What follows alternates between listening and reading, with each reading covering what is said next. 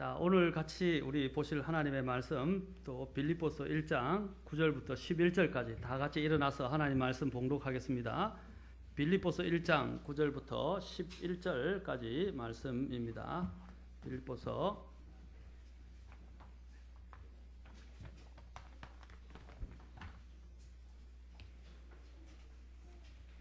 다 찾으셨으면 빌립보서 1장 9절부터 11절 다 찾으셨으면 함께 봉독하겠습니다.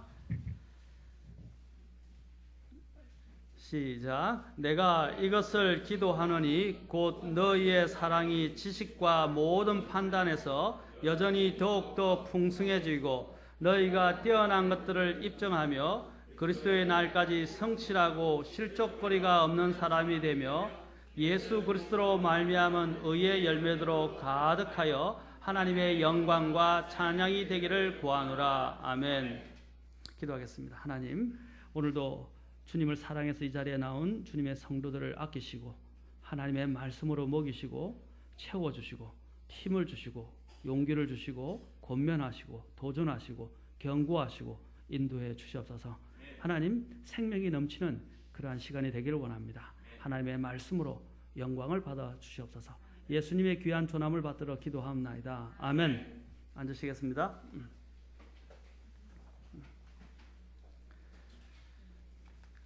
제가 지난 시간에 우리가 어떻게 영적 열매를 이제 맺어야 하는가 하는 부분과 관련해서 이제 하나님께서는 우리의 성도의 삶에서 영적인 열매들을 기대하시지만 우리가 이러한 기대하는 영적인 열매를 맺지 못할 때 하나님께서 두 가지를 하신다고 제가 말씀을 드렸어요. 첫째는 무엇이라고 그랬습니까? 첫째는 가지치기를 하신다라고 했어요. 가지치기. 여러분, 이걸 단순하게 들으시면 안 됩니다. 신중하게 들으셔야 되고 그리고 두려운 마음으로 들으셔야 돼요. 가지치기를 하신다라는 것입니다. 두 번째로는 더 나아가서 그냥 이 삶에서의 가지치기뿐 아니라 장차 올 세상에서 이제 예수 그리스도라는 심판석이 있게 될 것인데 그곳에서 심판을 받게 될 것이다 라는 것입니다. 제가 베드로서를 들어서 말씀드렸죠. 심판이 어디에서 시작된다고 했습니까? 하나님의 집에서부터, 백성들에게서부터 하나님이 심판을 시작하신다라고 말씀드렸습니다. 심판은 교회에서부터, 각 신자들 속에서부터 심판이 시작됩니다. 물론 이것은 영원한 지옥의 형벌과는 관련이 없는 일들입니다. 그러나 하나님은 분명히 심판을 이야기하시고 그 심판은 두려운 것이다 라고 말씀했습니다. 두려움. 그래서 사도 바울 같은 경우도 빌립보에서 뭐라고 그랬습니까? 너희가 두렵고 떨리는 마음으로 너희 구원을 완수하라 라고 했어요. 두렵고 떨리는 마음으로 너희 구원을 일하여 드러내라 이 말입니다. 일하여 드러내라. 그러니까 드러내져야 한다고 말씀드렸습니다. 또 그뿐 아니라 고린도후서 5장에 보면 그리스도의 심판석과 관련해서 사도 바울이 그리스도의 심판석을 설명합니다. 우리가 그리스도의 심판석 앞에 서서 우리가 행하는 모든 각자의 삶에 대해서 하나님 앞에 어떻게 합니까? 모든 행위에 대해서 다 낱낱이 해명하고 그렇죠? 또한 하나님 앞에 이실직고하게 될 것입니다.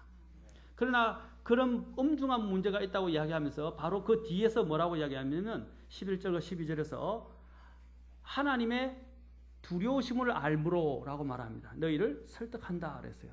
하나님의 두려우심을 알므로. 이때 여러분 이 두려움이 뭔지 아시죠? 두려우심을 킹제임스 성경에는 어떻게 표현하는지 아십니까? 테러라고 되어 있어요. 테러. 여러분 테러리스트 알죠? 테러가 일어나면 얼마나 사람들이 경악하고 두려움에 뜹니까? 그렇지 않습니까? 오늘 바로 그 그리스도의 심판석과 관련해서 사도 바울이 설명하면서 뭐라고 하냐면 하나님의 테러를 안다 하라고 했어요. 이것은 하나님께서 무자비하게 그냥 무조건 사람들에게 공포에 떨게 한다는 그런 뜻이 아니라 하나님의 그 엄중하심과 하나님의 또한 심판에 대한 그 엄위하심을 이야기하는 것입니다.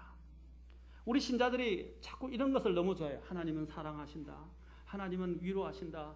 하나님은 우리를 받아주신다. 무조건 긍휼이 풍성하시다. 사랑이 풍성하시다. 은혜가 풍성하시다. 우리는 자꾸 그런 이야기를 해요. 예, 맞습니다. 하나님은 은혜로우시고 사랑이 많으시고 긍휼이 풍성하신 분입니다.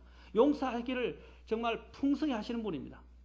그러나 그와 더불어서 하나님은 또한 어떻게 하시는 분입니까? 죄를 미워하시고 죄를 심판하시고 세상을 심판하시는 분이십니다. 아멘. 우리의 삶에서 하나님이 기뻐하시지 않는 요소들이 있게 될 때 하나님도 마음 아파하셔요. 그래서 하나님께서는 그 신자의 삶에서 그런 죄와 그런 잘못과 자신을 위해서 사는 부분들을 제거하시고자 하십니다. 그래서 어떻게 합니까? 더 정결케 만드시고자 원하시고 또 열매를 맺을 수 있는 가지가 더 많은 열매를 맺을 수 있도록 하시기 위해서 하나님께서는 부득이하게 그 성도를 미워서가 아니라 그 신자가 미워서가 아니라 더 많은 주님의 풍성한 수확을 갖고 오게 하기 위해서 하나님께서는 부득이하게 가지를 치실 수밖에 없어요. 그래야만이 온전해질 수가 있기 때문입니다. 우리의 삶에서도 마찬가지입니다. 하나님은 신자의 삶에서 열매를 기대하신다는 것을 잊어서는 안 됩니다. 그래서 제가 이번 시간에 할 것을 여러분 주보에 좀 담아놨습니다. 잠깐 보시고 주보의 뒤에 설교 뒤쪽 부분을 보시면 여러분을 향한 질문이라고 제가 적어놨습니다. 한번 이것을 살펴보고 그러면 어떻게 해야 더 풍성한 열매를 맺을 수 있는가? 하나님께서 기대하시는 풍성한 열매를 맺을 수 있는가를 여러분들에게 말씀드리고 싶습니다. 여러분 정말 주님 앞에 풍성한 열매를 드리고 싶습니까? 네. 그러면 어떻게 해야 되는가 하는 것을 말씀을 통해서 살펴봅시다. 머리로 하는 게 아니라 제가 늘 이야기하지만 마음으로 알아야 돼요. 마음으로 깨달아야 됩니다. 자, 여러분을 향한 질문을 항상 봅시다. 첫째, 당신은 하나님께서 기대하시는 의의 열매를 맺고 있습니까? 하나님께서는 성도들의 삶에서 영적인 의의 열매들을 기대하십니다. 의의 열매가 무엇인지에 대해서 물었죠? 그렇죠? 의의 열매는 그리스도 안에 있을 때 시작된다고 말씀드렸습니다. 두 번째로 당신은 하나님께 대한 어떤 종류의 열매를 맺고 있습니까? 자, 첫째는 의의 열매를 내고 있는가라고 물었습니다. 두 번째는 어떤 종류의 열매를 맺고 있는가? 여기 보면 내 노력과 의를 통한 열매들을 내고 있는가? 아니면 빌립보서 1장 11절에서 언급하는 바와 같이 그리스도를 통한 의의 열매들을 내고 있는가 하는 것입니다. 내 의를 통해서 내 노력을 통해서 내는 것은 뭡니까? 육신의 열매예요. 육신의 열매는 하나님이 받지 아니하십니다. 아멘. 그것이 바로 가인이 드렸던 헌물입니다. 하나님께서 가인의 헌물을 받아들이지 않으셨어요. 그것은 바로 육신에 난 것이기 때문입니다. 인간의 행위에 의한 열매였기 때문입니다. 하나님의 뜻과는 상관없는 헌물이었기 때문에 하나님께서는 받아들이지 아니하셨던 것입니다. 그래서 하나님께서 그리스도를 통한이라는 전제 조건을 기억하셔야 된다고 했습니다. 하나님께서 우리에게 주신 은혜를 대체하는 은혜라고 요한복음 1장 16절에서 말하는데 grace for grace, 은혜를 대체하는 은혜. 개역성경 은혜 위에 은혜라고 했는데 그 말도 틀리지는 않습니다. 은혜를 대신하는 은혜. 그러니까 더 큰 은혜를 누구를 통해서 주셨어요? 예수 그리스도, 은혜를 대체하는 은혜이신 예수 그리스도를 통하지 않고서는 결코 의의 열매를 맺을 수 없다라는 것입니다. 그 열매만이 하나님께 영광과 찬송이 된다. 그래서 빌립보서 1장 1절에 예수 그리스도로 말미암은 의의 열매들로 가득하라라고 했어요. 그리고 또한 예수님께서 요한복음 15장에서 너희가 나 없이는, 예수 그리스도 없이는 열매를 맺을 수 없다라고 하셨습니다. 두 번째는 의의 열매들을 맺고 있는가. 세 번째, C, 당신이 맺은 열매들로 인해서 하나님께서 찬송과 영광을 받으시는가. 여기서 요한복음 15장에서도 오늘 본문에서도 마찬가지입니다. 오늘 본문에서도 하나님께 찬송과 영광이 되게 하시기를 원한다 하셨어요.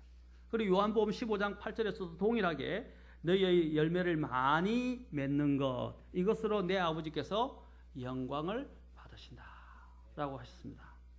그리고 또한 우리가 그분의 제자가 될 것이다 라고 했어요. 여러분, 제자는 뭡니까? 주님을 따르는 사람이에요. 그러면 주님을 따르는 사람은 주님과 닮은 성품, 그리고 주님이 또 원하시는 그 주님의 생명에 어울리게 열매를 내게 된다는 것입니다. 아멘. 그래서 제가 전 시간에 이야기했죠. 그렇게 열매를 내는 부분이 바로 주님과 직결되어 있어야 한다라고 했습니다. 그래서 또한 네 번째 질문은 당신은 하나님께 대하여 이제는 열매를 내는 정도가 아니라 얼마의 열매를 내고 있는가 하는 것입니다. 얼마의 열매를 내고 있는가. 여러분 열매를 내도 하나만 낼 수도 있고요. 10개 낼 수도 있고 100개 낼 수도 있고 세할 수 없이 열매를 내줄 수 있어요. 그것이 주님께서 씨 뿌린 자의 비유를 통해서 30배, 60배, 100배에 대해서 말씀하셨어요. 왜 이런 차이를 가져오는 것입니까? 이후에 살펴볼 것입니다. 열매를 내는 것도 중요하지만 열매를 내지 못하면 무화과 나무를 저주하신 것처럼 주님께서 가지치기를 하실 것입니다. 그러나 열매를 내는 것에만 생각하지 말고 열매를 많이 맺는 것에 대해서 생각하셔야 된다는 것입니다.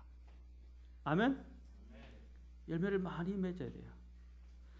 저는 저와 여러분들이 이 삶에 살면서 안주하면서 하나님께서 기대하시는 열매를 내지 못해서 결국 하나님께로부터 가지치기를 당하는 그런 성도들이 안 되길 바랍니다. 그래서 주님 앞에서 또 섰을 때 부끄러운 모습으로 구원을 받고 또 다른 사람들은 다 그 열매에 따라서 상을 받는데 나는 상도 받지 못하는 그런 사람들이 되지 않기를 바랍니다. 모두 다 섰을 때 영동 성서 침례교회 성도들은 정말 너무 주님 앞에서 풍성한 성김과 봉사와 또 구령과 이런 또 주님을 닮아가는 모습을 통해서 하나님 앞에 열매를 드렸다는 것들을 하나님께서 칭찬하시고 또한 그들에게 보상해 주시고 그렇죠?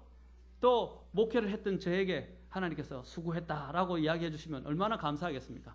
제가 칭찬받기 위한 것이 아니라 제가 해야 될 본분을 저는 말씀드린 것입니다. 저는 주님 앞에 칭찬받고 영광을 받기에 합당하지 않습니다. 왜냐하면 저는 주님의 공로로 이 자리에 섰기 때문입니다. 아멘? 그 모든 열매와 그 모든 영광은 하나님께서 가져가셔야 돼요. 제가 가져갈 것이 아닙니다. 그러나 주님께서 또한 여러분들이 정말 주님 앞에서 많은 열매들을 통해서 주님 앞에 칭찬과 존귀와 영광을 받게 될 때에 저 또한 하나님께서 그것에 대해서 언급해 주신다면 그보다 더 영광스러운 일이 있겠습니까? 아멘? 그것을 위해서 저는 말씀을 전하는 것이고 목회를 하는 것입니다. 모든 사람들이 그렇게 주님 앞에 서기를 바랍니다. 그냥 얼마의 약간의 열매가 아니라 주님께서 분명히 말씀하셨어요. 요한복음 15장에서도 오늘 여기서도 말씀하셨어요. 많은 열매를 내는 성도들이 되어야 한다는 것입니다. 자, 그러면 어떻게 해야 열매를 맺을 수 있는가? 제가 전 시간에 간단하게 언급했습니다. 첫 번째는 어떻게 해야 되는가? 주님을 내가 무엇보다도 사랑하는가 하는 것입니다. 주 하나님을 사랑하느냐. 주님께서 베드로를 부르셨을 때 베드로에게 무엇을 물으셨습니까? 베드로가 너 이제 회개했느냐? 네가 잘못했으니까 회개했느냐? 아니면 이제 이렇게 하라? 주님께서 그걸 묻지 않으셨어요. 열매는 어디서부터 시작되느냐? 주님을 섬기는 섬김은 어디서 시작되느냐? 주님을 위한 나의 희생과 나의 또한 보답은 어디서 시작되느냐? 주님을 사랑하는가에서 시작됩니다. 그래서 주님께서 요한복음 21장에서 베드로에게 무엇을 물으셨습니까? 너가 나를 사랑하느냐? 이들보다 더 사랑하느냐? 라고 물으셨어요. 다른 사람보다 더 사랑하느냐? 예, 물론 우리가 다른 사람과 비교하라는 말은 아닙니다. 내가 다른 사람과 비교해서라도 더 사랑한다고 확신할 만큼 그러한 마음으로 하나님을 더 사랑하느냐 하는 것입니다. 아멘? 사랑하느냐? 정말 주님을 사랑하십니까? 이것이 바로 주님께서 원하시는 바이고 이것을 통해서 주님께서 이제 베드로에게 뭐라고 말씀하셨습니까? 내 양을 먹이라. 어디서부터 시작하느냐? 주님을 사랑하느냐? 거기서부터 시작된다는 것입니다. 그래서 제가 교수님과 학생의 대화를 통해서 말씀드렸죠.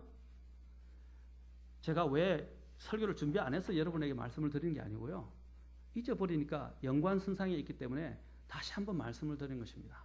교수님과 학생의 대화를 통해서 교수님이 모든 부분들을 자신이 할 수 없다고 그러는데 그럼 어떻게 할 수 있느냐 물으니까 사랑하면 그렇죠? 아내도 미워하지 않게 되고 또 다른 해코지도 하지 않게 되고 아내를 사랑하기 때문에 노력이 필요 없다는 것입니다. 사랑하게 되면 어떻게 해요? 저절로 된다 이 말입니다. 사랑하면 그래서 주님이 너희가 나 없이는 열매를 맺고 너희가 내 안에 거하면 어떻게 해요? 내가 너희 안에 거하면 너희가 열매를 저절로 맺는다라고 말씀하셨어요. 그것이 무엇입니까? 주님과 나와의 사랑의 관계가 형성이 되고 내가 주님을 정말로 사랑하면 열매가 나온다는 것입니다. 그래서 주님이 뭘 물으시냐? 어제도 저번 주나도 마찬가지지만 지금 이 시간에도 주님이 여러분에게 물으시는 여러분이 정말로 온 마음을 다하여, 온 힘을 다하여, 온 지성을 다해서, 온 인격을 다해서 하나님을 사랑하느냐 하는 것입니다. 그렇게 고백할 수 있습니까? 고백할 수 있겠습니까? 모든 율법이 그 안에서 이루어진다고 했었어요. 사랑 안에서 이루어진다고 그랬어요. 사랑을 가지면 율법이 필요 없어요. 왜냐하면 사랑은 율법을 능가하기 때문입니다. 아멘? 여러분이 중력이라고 생각해요. 중력의 법칙은 아무도 벗어날 수 없어요. 그러면 중력의 법칙을 벗어나기 위해서는 어떻게 해요? 여러분 달에 간 아폴로처럼, 그렇죠? 디스커버리호처럼 어떻게 해야 됩니까? 중력보다 더 강한 힘이 필요해요. 그래서 로켓에 뭐 엄청난 연료와, 그렇죠? 그 힘을 분사할 수 있는 힘을 넣어서 그 추진력을 가지고 그 중력의 힘을 벗어나는 것입니다. 그렇지 않습니까? 대기권을 벗어나는 게 쉬운 일이 아니에요. 엄청난 힘을 필요로 한다고요. 그 힘이 바로 그 안에 있는 연료 분사의 추진력에서 나오는 것입니다. 그것이 성공하지 못하면 바로 추락하는 거예요. 끝나는 거예요. 그 힘 때문에 지구의 대기권을 벗어나는 것처럼, 중력의 법을 벗어나는 것처럼 우리가 하나님을 사랑하면 그 율법의 힘도 어떻게, 율법도 이길 수 있는 것입니다. 아멘. 그래서 주님이 사랑하면 모든 율법을 성취한 것이다 라고 말씀하셨어요. 그 원리를 이해하셔야 됩니다. 사랑하느냐. 오늘도 주님께서 여러분들에게 주님을 사랑하는가 하는 것을 묻고 계십니다. 우리가 주님을 사랑하면 주님이 좋아하시는 일, 또 무엇인가에 대해서 최고의 관심을 가지고 될 것이고, 그분께서 기뻐하시지 않는 것은 절대로 하지 않겠다는 결심을 하는 것이 자연스럽게 될 것입니다.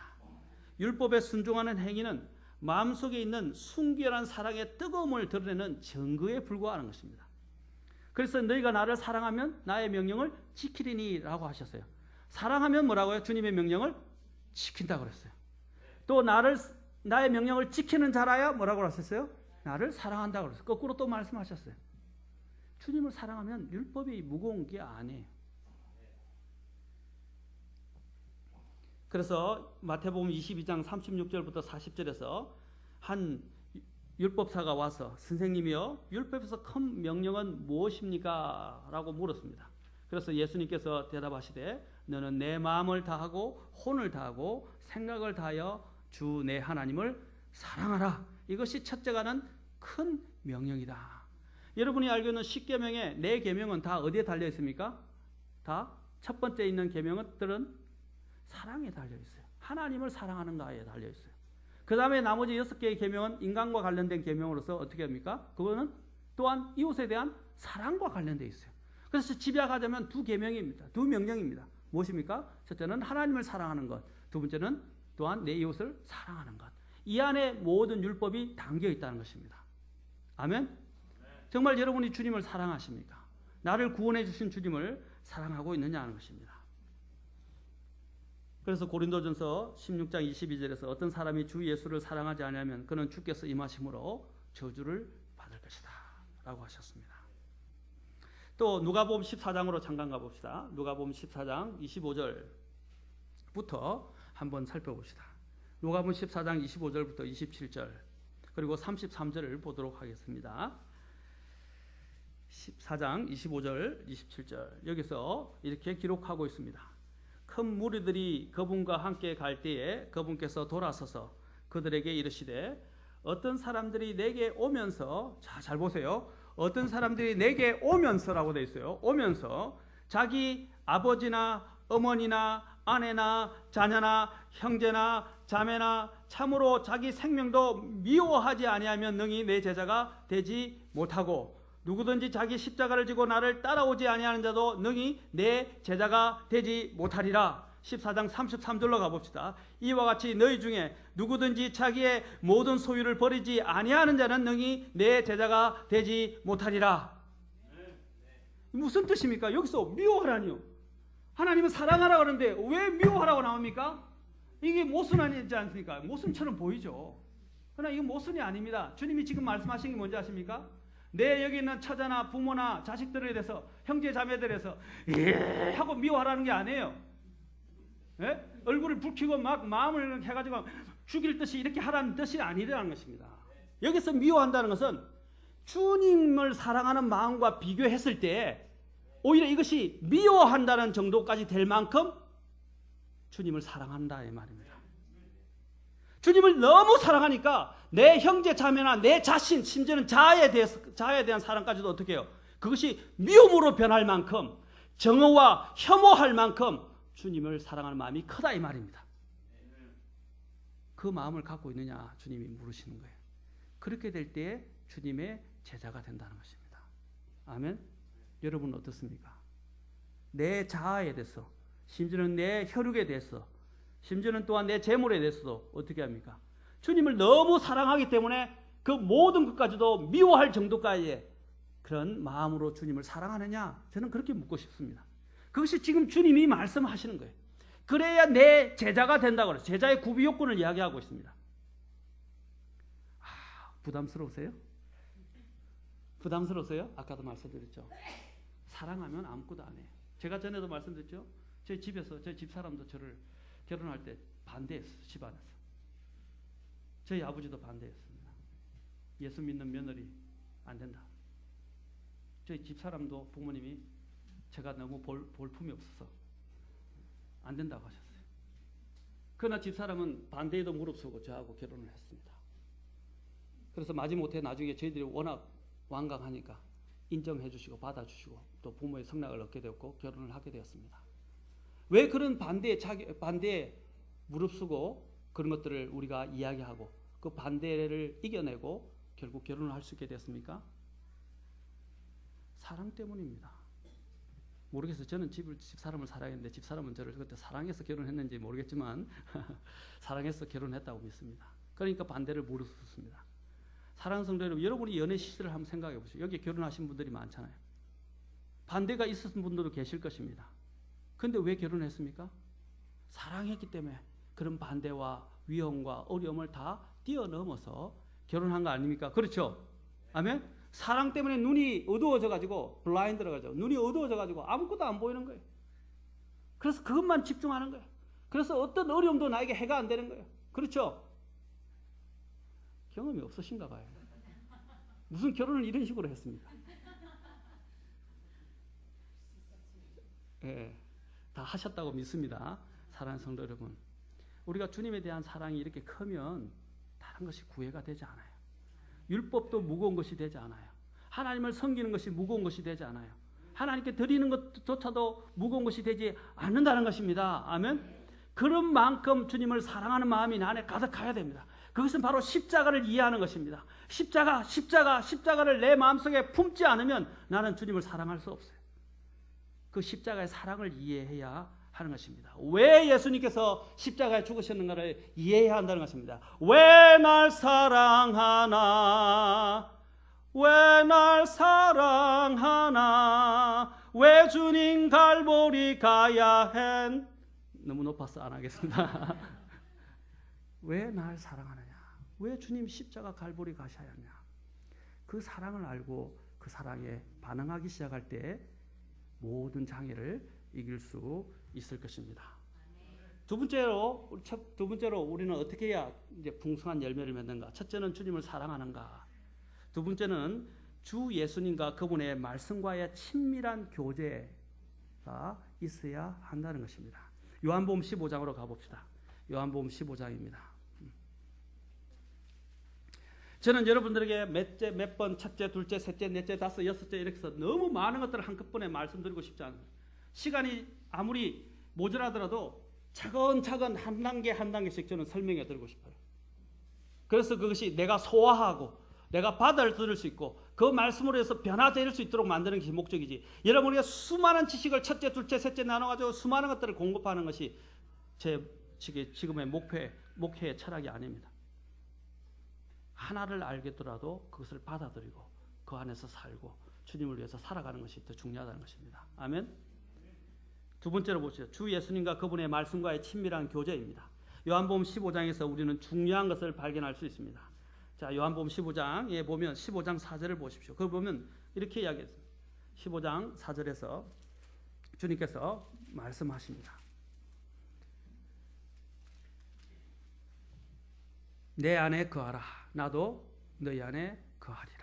가지가 포도나무 안에 거하지 아니하면 스스로 열매를 맺을 수 없는 것 같이 너희도 내 안에 거하지 아니하면 더 이상 열매를 맺을 수 없느니라. 예. 자, 여기서 우리가 발견할 것은 열매를 맺지 못하는 것은 첫째는 나무에 붙어 있지 못하기 때문입니다. 그래서 예수님을 반드시 믿고 영접해야 된다고 말씀드렸습니다. 그것은 가장 기본적인 조건이에요. 두 번째로 이제는 더 나아가서 날마다 주님과 동행하며 그 풍성한 가운데 거하여서 주님의 제자가 되고 그 사랑 가운데 거함으로 풍성한 열매를 맺을 수 있어야 한다는 것입니다. 우리 뒤쪽에 에어컨을 좀 틀어주시면 좋을 것 같아요. 뒤가 너무 덥고 앞에는 좀 어렵더라도 뒤라도 켜주시기 부탁드리겠습니다.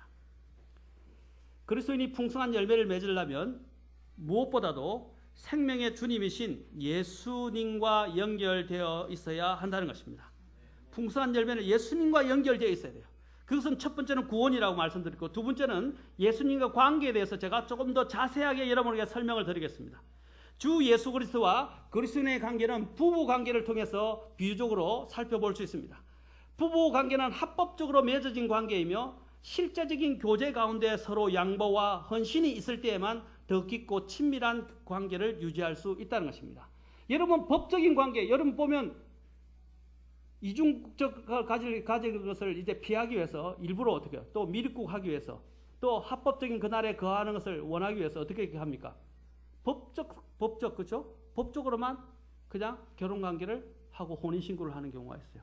실제로 지금 중국에서나 또 베트남에서나 지금 외국인들이 결혼하러 많이 한국에 오죠. 미국도 마찬가지. 이전에 한국 사람들도 미국 사람들하고 원치도 않는 법적인 결혼을 해서 그 안에서 그들의 국적을 취득하려고 했다는 사실입니다. 그런 합법적인 관계는 그것은 결혼 관계가 아니에요. 하나님이 말씀하시는 진짜 결혼 관계는 무엇입니까? 서로 사랑하고 희생하고 양보하고 그렇죠? 또 서로를 위해서 커미트먼트라고 이야기합니다. 뭡니까? 나의 자신을 그들을 위해서 내어주는 것입니다. 사랑으로. 그래야만이 관계가 제대로 형성되는 것이에요. 법적인 관계만은 필요하지 않고 실제적인 관계가 필요한 것입니다. 아멘. 그처럼 오늘 보십시오. 요한복음 15장 4절에서 주님이 말씀하신 몇 번에 걸쳐서 말씀하는지 여러분 체크해 보세요. 체크를 해 보십시오. 돌아다니지 마세요. 15장 4절, 5절, 6절 잠깐 보겠습니다. 내 안에 거하라. 그리고 나도 너희 안에 거하리라. 주님이 이걸 또 강조하십니다. 자, 또 어디서 강조하냐? 15장 5절 보십시오. 사람이 내 안에 거하고 내가 그 안에 거하면 이라고 말씀하십니다. 두 분이나 말씀하시죠? 두 분이나 너희가 내 안에 거하고 내가 너희 안에 거하리라. 그 다음에 또 두 분이나 또 말씀하시기를 15장 4절 하반절 보십시오. 너희도 내 안에 거하지 아니하면 이라고 말하고 있어요. 그리고 또한 15장 6절은 사람이 내 안에 거하지 아니하면 이라고 두 분이나 또 말씀하십니다. 왜 주님이 쓸데없이 이렇게 반복하시면서 말씀하셨을까요? 아닙니다. 너무나 중요하기 때문에 주님이 반복해서 말씀하시는 거예요. 자, 첫째는 어떻게 해야 되냐? 자, 예수님과 그분의 말씀과의 친밀한 교제에서 첫 번째는 그분 안에 거하라. 그분 안에 거하라. 요한복음 15장에서 주님 안에 있다는 것과 주님 안에 거한다는 것은 차이가 있다고 말씀드렸습니다. 자, 어느 특정한 장소 안에 단순히 있다는 것과 그 안에서 사는 것 사이에는 현저한 차이가 있습니다. 그렇죠? 그냥 내가 이 교회당 가서 잠깐 올 수 있어요. 방문자로 올 수도 있고 손님으로 올 수 있어요. 그러나 여기 오는 것과 여기서 멤버가 돼서 이 안에서 같이 함께 더불어 사는 거하고는 다른 거 아닙니까? 맞습니까? 집에서 내가 세일즈맨으로 그냥 방문하거나 길을 묻기 위해서 어떤 사람들에게 또한 여러 가지 배달을 하기 위해서 퀵 배달이라든지 무슨 배달을 위해서 잠깐 들리는 거 하고 내가 그 안에 가족 구성원으로서 완전히 거하는 거하고 다릅니까? 같습니까? 다르지 않습니까? 마찬가지입니다. 주님과의 관계도 여러분 주님과 손님 관계가 되지 마세요. 그냥 그저 왔다 몸만 왔다 갔다 주님과는 아무리 연관이 없는 사람처럼 살아가지 말란 말입니다. 주님이 지금 뭘 말하십니까? 내 안에 거하라 그랬어요. 내 안에 그냥 있으라고 말씀하시지 않고 거하라 그러셨어요. 주님과의 관계가 형성이 되어 있어야 한다는 것입니다. 생명 관계가 시작된 것뿐 아니라 교제 관계가 있어야 된다는 것입니다. 가족들 중에서 제일 비참한 관계가 무엇입니까? 한 지붕 안에서 아무 대화가 없는 거예요. TV가 나의 목자가 되고 인터넷이 나의 목자가 되고 게임 오락이 나의 목자가 되고 그러고 부모와 자녀가의 사이 관계가 서로 대화도 없고 또 부모가 자녀를 그냥 내팽겨 쳐버리고 무슨 짓을 하든 어떤 일을 하든 게임을 하고 인터넷을 몇 시간 하든 그냥 내버려 둬버리고 자녀도 부모에게 묻지도 않고 대화도 하지 않고 그냥 별개의 삶을 살면 그게 무슨 가족이에요? 오늘 가족이 왜 무너졌습니까? 가족 간에 대화가 없지 않습니까? 가족 간에 교류가 없어요. 서로 각자 들어오면 가방 들고 와서 안녕하세요. 방 안에 들어가서 밥 먹으러도 안 나오고 밥 먹는 시간도 안 맞고 안에서 처박혀가 나오지도 않아요. 아빠도 전혀 나오지 않고 그냥 안방에서 TV나 보고 앉았고 자녀와 대화가 없어요. 밥 먹을 시간도 없어요. 애들 학교 다니기 시작해 보십시오. 밥 먹을 시간이 있는지. 출근 시간이 다르고 또 들어오는 시간이 다른데 일주일에 적어도 한 번씩은 서로 만나서 식사하고 교제하고 또 이 가정 예배를 드리고 하는 그런 시간이 있어야 될 거 아닙니까? 그런 시간이 없어지니까 어떻게 돼요? 저도 참 부끄러울 때 일이 많아서 가정 예배를 못 드릴 때가 많았어요. 요즘은 교회 일 때문에 가정 예배를 오래 좀 못 드렸어요. 저도 우리 자녀들에게 죄송하게 생각해요. 그런 시간이 없어지게 되면 어떻게 됩니까? 가정은 따로 노는 거예요. 별개의 삶을 그냥 안에 있는 것이 서로 사는 게 아니라 이 말입니다. 주님과의 관계도 마찬가지입니다. 주님 예수님을 믿고 구원받았다는 사실에만 안주하지 말고 주님 안에 거하고 주님과 생생한 생명의 관계, 교제의 관계가 형성되어져야 한다는 것입니다. 그 관계가 되지 않으면 주님이 뭐라고 했어요? 내 제자가 되지 못한다고 그랬어요. 그리고 또 뭐라고 말씀하셔서 제자가 되기 이전에 열매를 맺을 수 없다 하셨어요. 주님은 지금 안에 있는 걸 말하지 않고 거하는 것을 말하고 있다고 했어요. 안주하지 마십시오. 거듭났다는 사실에 만족하고 안주하기를 주님은 원하지 아니하십니다. 가족은 관계만 형성된 것이 아니라 교제가 있어야 됩니다. 친교가 있어야 돼요. 그래서 요한복음 15장 4절에서 가지가 포도나무 안에 거하지 아니하면 스스로 열매를 맺을 수 없는 것 같이 너희도 내 안에 거하지 아니하면 더 이상 열매를 맺을 수 없나니라. 조건이 뭐라고요? 교제 관계다. 주님과 교제하고 계십니까? 주님과 교제하고 계십니까? 또 여러분 가족과 교제하고 계십니까? 너무 바빠서 가족이 뒷전에 있지 않습니까? 여러분, 여러분의 순위의 첫 번째는 가정입니다. 특히 부모들이 자녀들과의 관계를 형성하지 않으면서 부모들에게 요구하는 것은 자녀들을 자극하는 거예요. 경로하게 만드는 겁니다. 부모의 첫 번째 우선순위는 뭡니까? 자녀와 관계, 교제의 관계를 형성하는 겁니다. 투자해야 돼요. 시간을 투자해야 돼요. 또 남편들도 마찬가지예요. 아이들이 첫 번째가 아니에요. 제일 중요한 것은 아내와의 관계입니다. 아내와의 관계에 시간을 가지십시오. 그 다음에 자녀들과 시간을 가지십시오. 그것이 아버지의 첫 번째 의무입니다. 그 부분들을 가져야만이 가정이 건강해지고 그런 부분들이 잘 생성되면서 주님과의 관계가 잘 돼야만이 교회가 건강해집니다. 아멘. 일주일에 한 번 예배를 드리고 그냥 말씀드리고 여기서 힘을 얻으려고 생각하지 마세요. 여기 오는 것은 하나님의 특별한 하나님께서 주시고자 하는 메시지를 갖고 있고 특별한 요리를 주시는 거예요.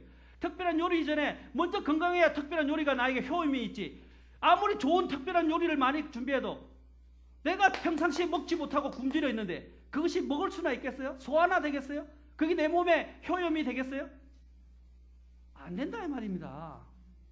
잠깐 힘을 줄 수 있어요. 우황청심환을 이럴 때 잠깐 먹으면 위급한 상황은 변할 수 있겠죠. 그렇죠? 그런 식의 극약 처방으로 삶을 살 수는 없잖아요. 우황청심환이 있기 전에 뭐가 있어야 돼요? 매일 밥을 정기적으로 규칙적으로 잘 먹는 겁니다. 그렇죠? 그렇게 건강할 때 그런 걸 먹어야 더 힘이 되는 거예요. 아무리 좋은 몇천 년을 먹은 산삼이 있다고 합시다. 산삼을 먹으면 뭐예요? 그걸 먹으면 오히려 독이 돼버리고 해가 돼버리고 효험이 없는데. 그렇잖아요. 그 산삼이 효험이 되려면 잘 먹는 사람에게 산삼을 줘보세요. 그 사람이 더 오래 살지 않겠어요? 보약도 마찬가지입니다. 여러분 보약. 보약을 많이 먹는 게 중요한 게 아니에요. 보약만 많이 먹어가지고 제가 옛날에 아주 험악한 모습을 다 봤어요. 제 집안에, 제 이시 집안에 모여 사는 데가 있는데, 제 남해인데, 그때는 가니까 인사도 드려가면 집안에 다 인사를 드리러 가 있어요. 가면 할아버지 할머니 중에 나이가 들어가지고 보약을 너무 많이 먹어가지고 돌아가셔야 되는데, 적당한 때인데 안 돌아가. 저는 돌아가셔야 된다고 말씀드린 게 아니에요. 그런 식으로 말씀드린 게 아닙니다. 오해하지 마세요. 빨리 죽어라 이런 말씀드린 게 아니에요. 병으로 돌아가시는데 이 병이 얼마나 생명력이 찔긴지, 병을 가지고 완전히 이제 알츠하이머라든지 아니면 치매라든지 이런 것에 걸려가지고 아무것도 사물도 구분하지 못하면서 그냥 오래 사는 거예요. 죄송하지만 심지어 정말입니다. 방에 들어갈 수가 없어요. 근데 인사하러 들어가야 되니까 어쩔 수 없이 인사하러 들어갔는데 온 벽에 변으로 막 다 칠해놓은 거예요, 손으로. 저는 직접 봤어요, 직접. 안타까운 거예요. 죽어야 되는데 죽지를 못하는 거예요. 그러니까 어릴 때, 젊었을 때 너무 많은 보약을 드신 거예요. 마찬가지입니다. 여러분이 평상시에 이런 영적인 건강을 관리하고 주님과의 교제 관계가 형성 안 되면서 특별한 주일에 주시는 말씀만 가지고는 여러분 살 수가 없어요. 여러분이 살아날 수가 없다고요. 주님과 생생한 교제 관계를 매일매일 하셔야 돼요. 아멘. 말씀을 그냥 읽는데 그치지 말고 말씀 안에 살고, 단 한 구절의 성경을 보더라도 그걸 묵상하고 내 마음에 새기고 마음판에 새기고 그 말씀 안에서 하루를 살아가야 되는 그런 삶이 지속돼야 영적으로 살이 찌게 되고, 그 다음에 영적인 하나님의 특별한 말씀, 특별한 요리의 말씀을 주실 때 그것이 효임이 있는 거예요. 아멘. 사랑하는 성도 여러분, 삶을 바꾸십시오. 패턴을 바꾸세요. 우리의 가장 중심은 예수님입니다. 예수님과 이런 생생한 교제 관계가 없이는 여러분 살 수 없어요. 주님이 그랬잖아요. 너희가 나 없이는 아무것도 할 수 없다. 내가 그리스도인이라고 치부하고 이야기하지 마시고 오늘 이 시간부터 패턴의 시간을, 내 체질을 바꾸세요.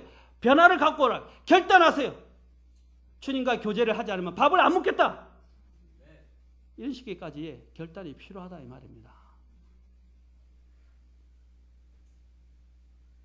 이 부분이 돼야 교회가 건강해져요.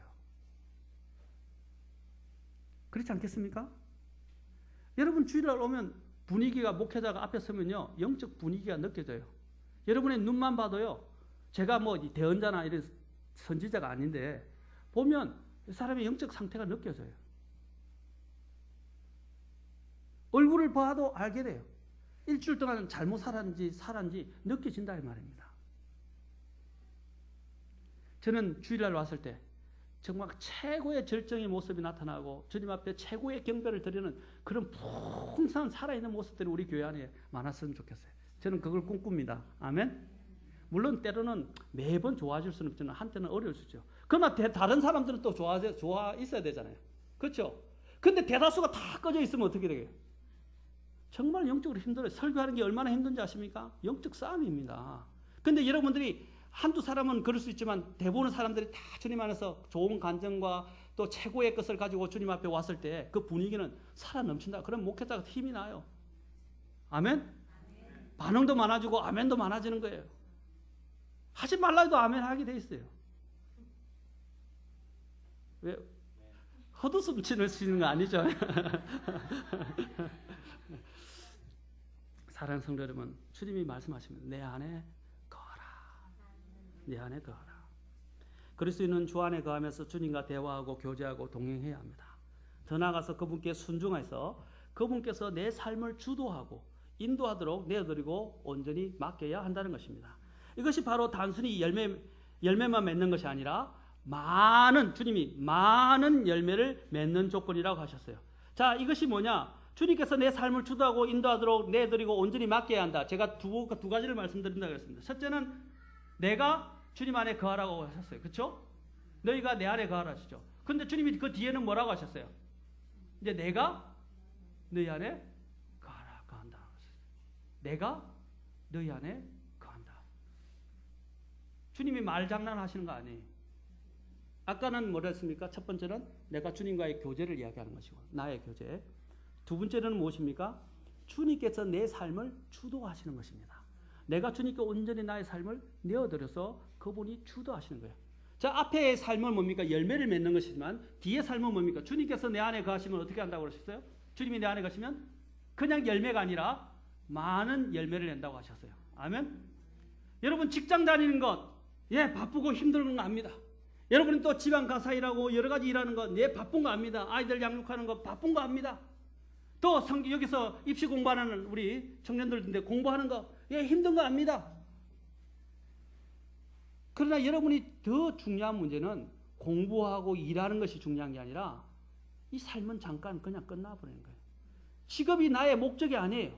공부가 나의 목적이 아니에요. 하나님과의 관계가 최고의 목적입니다. 아멘? 그래야만이 하늘에서 풍성한 것을 여러분 누릴 수 있어요. 다른 걸 다 제쳐놓고 하나님과 관계를 최우선시 하시기 바랍니다. 교제 관계 말입니다. 그래서 내가 너희 안에 거하면 하면 그것이 더 많은 열매를 맺는 조건이 된다라는 것입니다. 그래서 15장 5절에서 주님이 말씀하셨죠. 내가 그 안에 거하면 바로 그 사람은 뭐라고 했어요? 많은 열매를 맺나니 나 없이는 너희가 아무것도 할 수 없나니라. 줄을 꺼놓으세요. 뭐라고 했어요? 많은 열매. 그 다음에 내가 그 안에 거하면. 아까 다르죠? 너희가 내 안에 거하는 게 아니고 주님께서 그렇죠? 그 안에 거하면 그냥 열매가 아니라 많은 열매를 맺는다라고 하셨어요. 앤드루 머레이, 제가 존경하는 한 목사님이고 설교가인데 책을 많이 저술했습니다. 여러분들 하면 그리스도인이 좀 진리에 관심을 가진 사람들은 다 앤드루 머레이는 다 알아요. 워낙 유명하신 분이니까. 이분이 항상 강조하는 것이 주님과의 관계입니다. 주님과의 관계. 이걸 얼마나 강조하는지 몰라요. 이분의 저술들은 수많은 사람들에게 지금까지도 계속 읽혀지고 있어요. 저도 그분의 책을 대다수 갖고 있어요. 그분이 강조하는 것은 한 가지예요. 주님과의 교제 관계입니다. 근데 그분이 적은 책 중에 하나가 제목이 있는데 절대 헌신, 절대 순종이라는 것입니다. 완전한 순종. 자, 절대 헌신과 완전한 순종에 대해서라는 책이 있는데 그 책을 보면 놀라운 것과 하나님의 놀라운 것과 복을 경험하는 방법을 이 책에서 소개하고 있습니다. 그것이 무엇이냐? 아까도 얘기했죠. 주님이 내 안에 거하게 하시는 겁니다. 그분께서 신자 안에 거하지 못하게 된다 할지라도 우리는 적어도 그분께서 신자의 삶에 주도하고 인도하시고 또한 우리가 내어드림으로써 그분께서 살게 하시지는 못한다 할지라도 적어도 신자는 그분 안에 거해야 합니다. 그분 안에 그냥 있는 것이 아니라 거해야 한다는 것입니다. 그렇지 않으면 전 시간에 살펴본 것처럼 주 예수님께서는 가지치기를 통해서 그 신자의 삶에서 영적인 특권과 기회를 박탈하실 것이고 그리스도의 심판석에서 심판하실 것입니다. 그래서 15장 6절 보세요. 15장 6절에서 뭐라고 말씀하십니까? 같이 읽겠습니다. 시작. 사람이 내 안에 거하지 아니하면 그는 가지처럼 버려져서 시드나니 사람들이 그것을 모아 불 속에 던져 태우느니라. 자, 세 번째로는 무엇이냐? 그분의 말씀이 내 안에 거하게 하라. 이것은 바로 그분이 내 안에 거하는 것과 같은 내용입니다만 좀 더 구체적으로 말씀드리겠습니다. 그분의 말씀이 내 안에 거하게 하라. 자, 그것을 15장 7절로 가보십시오. 아까는 주님께서 그 사람이 내 안에 거하고 내가 그 안에 거하면이라고 하셨죠. 두 번이나. 그렇죠. 그런데 15장 7절에는 또 어떻게 표현하십니까? 너희가 내 안에 거하고 뭐가 거한다고요? 내 말들이 너희 안에 거하면. 내 말들, 주님의 말씀이 내 안에 거하게 해야 합니다. 아멘? 자, 그렇게 될 때 어떻게 한다고요? 너희가 원하는 것을 구하라. 그러면 뭐라고 말씀하셨어요? 이루어 주시겠다고 하셨어요. 너에게 이루어지리라. 기도 응답이 된다고 하셨어요. 자, 기도 응답은 나중에 문제니까 지금 제가 하는 것은 하나님의 말씀이 거해야 이제 주님이 거하는 것보다 더 나아가서 주님의 말씀이 내 안에 풍성히 거해야 됩니다. 아멘? 전도서 3장으로, 잠언 3장으로 가봅시다. 잠언 3장.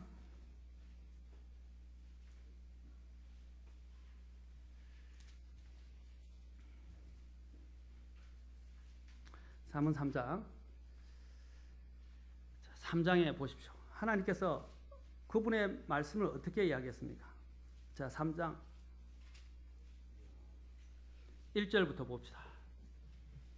1절, 3절 보겠습니다. 내 아들아, 나의 법을 잊지 말고 너의 마음이 내 명령들을 지키게 할지어다. 3절, 긍휼과 진리가 내게서 떠나지 말게 하고 그것들을 내 목에 매며 내 어디에 새기라고요? 마음판에 기록하라. 자, 마음판에 기록하라. 긍휼과 진리가 떠나지 말고 목에 매달고 늘 같이 데리고 다니라는 거예요. 가지고 다니라. 그 다음에 가지고 다닐 뿐 아니라 그냥 액세서리가 아니라 장식물이 아니라 어떻게 하라고? 어디에 새기라고요? 마음판에 새기라. 자, 그리하면 너가 하나님과 사람의 눈앞에서 호의와 선한 명철을 얻으리라. 아멘. 사랑하는 성도 여러분, 하나님의 말씀이 내 마음에 새겨지게 해야 합니다. 그 말은 그냥 단순한 이런 관계 때문에 이루어지는 게 교제 관계로 이루어진 게 아니에요. 친밀한 관계 속에서만 이것이 이루어지게 됩니다. 아멘. 신뢰가 형성되는 거예요. 하나님과의 신뢰 관계가 깊이 있게 형성되어지는 것입니다. 여러분, 그리스도인들은 우리가 이야기할 때 경건해야 된다라고 이야기합니다. 경건의 단어의 뜻이 무엇입니까? 경건이 무슨 뜻이에요? 경건. 여기서 우리 킹제임스 험정역에서는 험정역 킹제임스에서 이것을 풀이해놨어요. 예전에는 경건이라 했는데 이걸 풀이를 했습니다. 저는 경건이라는 단어도 좋다고 생각합니다. 그런데 거기 보면 뭐라고 돼 있어요? 하나님을 따르는 삶이라고 돼 있어요. 하나님을 따르는 삶. 그것은 저는 일부적으로 표현했다고 생각합니다. 원래 이 경건은 하나님다운 삶, 그죠? 하나님을 닮음, 하나님을 따라감, 하나님의 성품을 가지고 있음, 이런 뜻입니다. 경건이라는 단어가. 그렇지 않습니까? 그러면 경건, 어떻게 경건이 돼요? 하나님을 따라야 되잖아요. 하나님과 하나가 돼야 돼요. 하나님을 닮아야 되잖아요. 그럼 어떻게 해야 닮아갑니까? 주님의 뜻으로 내가 완전히 새 옷을 입고 새로 어떻게 해요? 주님에 의해서 우리가 보통 이야기할 때 세뇌된다고 이야기하는데 브레인워시라고 그러는데 세뇌된다는 뜻이 뭐예요? 이데올로기 세뇌되면 어떻게 해요? 그 사람이 이데올로기 빠지죠. 옛날 북한이 우리나라를 쳐들어와서 공산주의가 이제 많은 부분에 나라를 전체적으로 많이 이렇게 영향력을 행사했을 때 어떻게 했어요? 자기 부모까지 죽였어요. 고발하고 법정에 넘겨주고 사형시키게 만들고 이데올로기가 만든 거예요. 반인륜적인 것이죠. 있을 수 없는 일들이죠. 세뇌됐기 때문입니다. 저는 제가 그렇게까지 말하는 건 극단적으로 말하는 건 아니지만 적어도 저는 저와 여러분이 그 정도만큼은 안 되더라도 주님 안에서 완전히 씻어져야 된단 말이에요. 브레인 워시라고 세뇌가 뭡니까? 씻어진다. 뇌를 씻는다 이 말 아닙니까? 그만큼 우리가 주 예수님으로 옷을 입고 우리가 완전히 하나님 앞으로 위해서 완전히 싹 교체되어야 된다 이 말입니다. 씻어져서. 아멘? 그래야 내 삶이 달라지는 거예요. 싹 교체돼야 돼요. 그래서 그리스도 안에 있는 사람은 누구나 새로운 피조물이다 그랬어요. 창조물. 물론 지금은 창조물이죠. 저는 피조물을 더 좋아합니다. 몰라서가 아닙니다. 바뀌어져야 돼요. 그것을 어떻게 바꿀 수 있느냐? 하나님의 말씀이 바꿉니다. 그래서 에베소서 5장에서는 뭐라고 말씀하십니까? 말씀에 의한 물로 그 교회를 씻으셨다라고 말씀해요. 그리고 또한 15장, 요한복음 15장으로 다시 가보세요. 이제 끝나겠습니다. 여기까지만 하고. 요한복음 15장.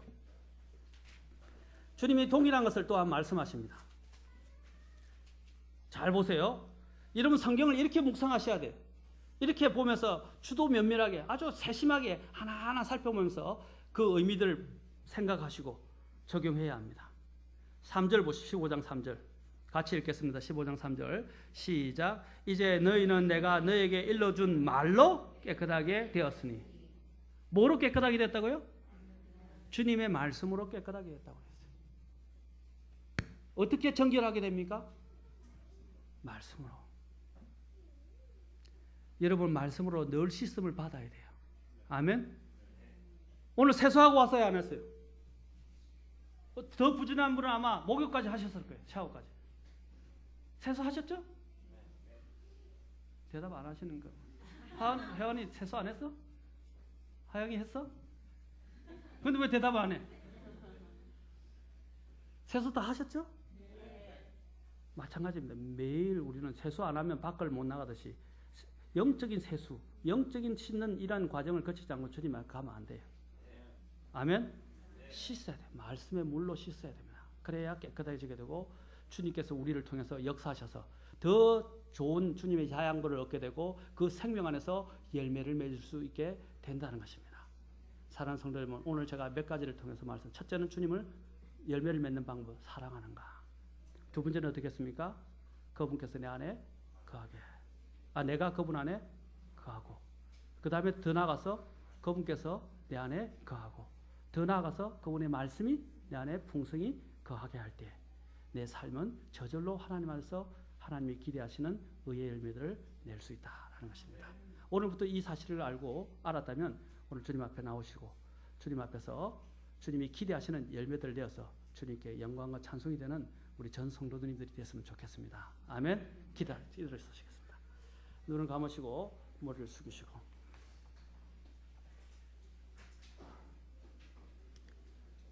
정말 여러분은 주님의 말씀으로 늘 씻고 계십니까? 주님의 말씀이 씻는 것뿐 아니라 내 안에 풍성히 거하고 계십니까? 주님이 먼저 물으셨습니다. 주님과 교제를 하고 있는가? 나를 사랑하는가? 물으셨어요. 여러분 정말 주님을 사랑한다고 고백할 수 있습니까? 무엇보다도 주님을 사랑한다고 고백할 수 있습니까? 무엇보다도 주님을 사랑한다고 고백할 수 있습니까? 그것이 전제 조건입니다. 그것이 시작입니다. 두 번째는 주님께서 그 사람이 나와 교제를 가져야 한다고 말씀하십니다. 사람이 내 안에 거하면이라고 하셨어요. 이제 거기서 더 나아가서 그분께서 내 안에 거하시게 하여야 합니다. 그분께서 내 안에 계셔서 내 삶을 주도하고 인도하도록 해야 할 것입니다.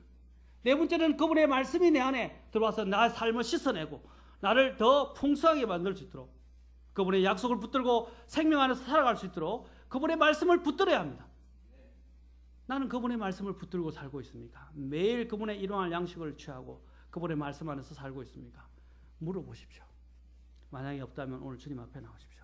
왜 내 삶은 무기력하고 열매가 없고 능력도 없습니까? 주님, 제가 오늘 그 비결을 발견했습니다.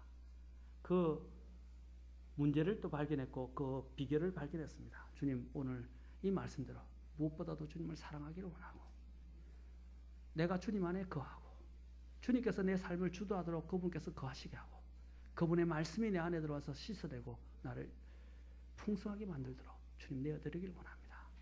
다른 어떤 책을 읽는 것보다 성경을 읽는 것들을 게을리지 않고 성경을 묵상하고 그 말씀을 힘입어서 사는 것들을 이제는 가장 먼저 하기를 원하오니 주의 저희 삶을 바꾸어 주십시오.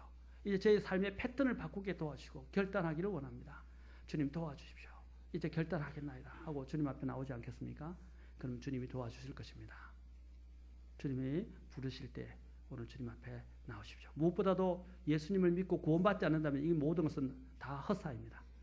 먼저 구원을 받아야 되고 구원을 받았다면 오늘 이 삶을 오늘 이 말씀에 따라서 도전을 받고 나의 삶의 패턴을 바꾸시고 주님 앞에 완전히 내어놓으시고 나오시기